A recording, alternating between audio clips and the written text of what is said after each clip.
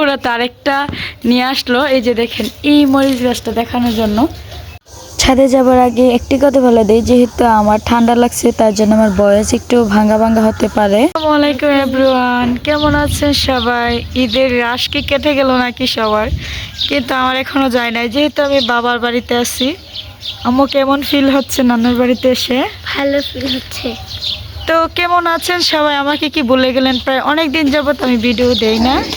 যাই হোক, আমি তো বাবার বাড়িতে আছি। আমি কি এই যে আমার সাথে বসে আছে আমার মেয়ে এবং আমার বড় ভাইয়ের মেয়ে। এটা যাই হোক, আমার আব্বুর ছাদে কি আছে এটা আপনাদেরকে দেখাবো, কারণ আমি অনেক ভিডিওতে দেখাইছি। আমার বাড়িতে পিছনে একটা চারা আছে আমার চাচাতো ভাইয়ের, তারপরে আমার বাড়ি। এখন দেখাবো আমার আব্বুর ছাদে কি আছে।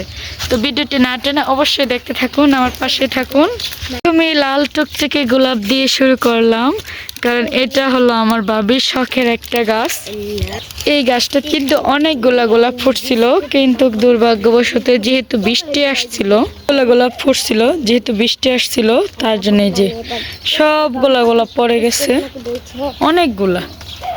এখন মাশাআল্লাহ কয়েকটা কলি ফুটতেছে, এবং এই যে দেখেন কি টুকটুক একটা গোলাপ ফুটে আছে। আর এই যে এইখানে আছে অনেকগুলো বেগুন গাছ। আমার আব্বু এগুলোকে অনেক যত্ন করে।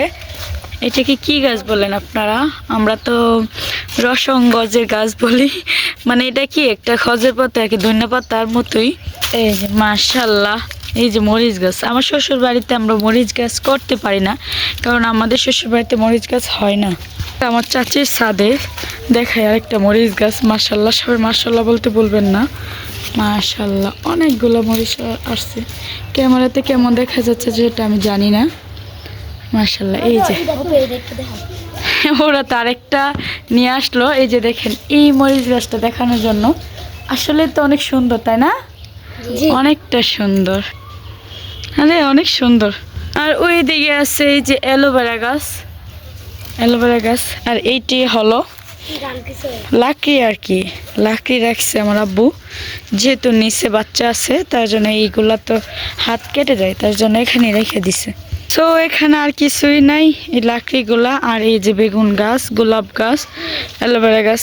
তো চলেন, আরেকটা ছোট ছাদ আছে, এটার মধ্যে কিচেন রুম। আর যেহেতু বাথরুম, আর এটা হলো গরুর ঘর, তার জন্য এখানে কি রাখছে আমার ভাবি দেখে আসি।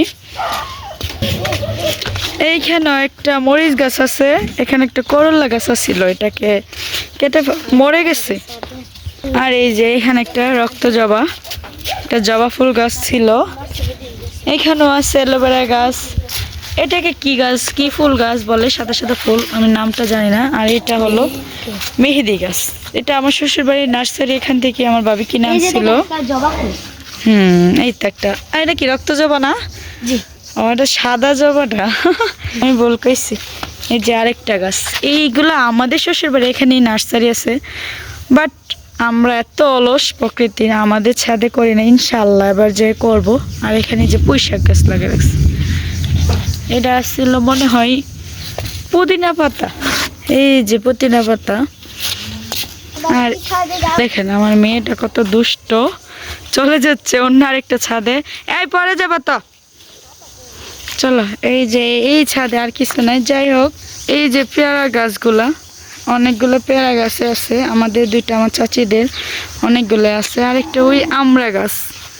আমার আব্বু কিন্তু প্রত্যেক ফলেই যখন আমরা আসবে তখন আমরা দিয়ে আসবে, পেয়ারা আসলে পেয়ারা দিয়ে আসবে, আর আমরা আসলে তো এই মরিচ নেই। এই ছিল আমাদের ছাদ বাগানের ভিডিওটি রোদের কারণে কথা বলতে পারতেছি না।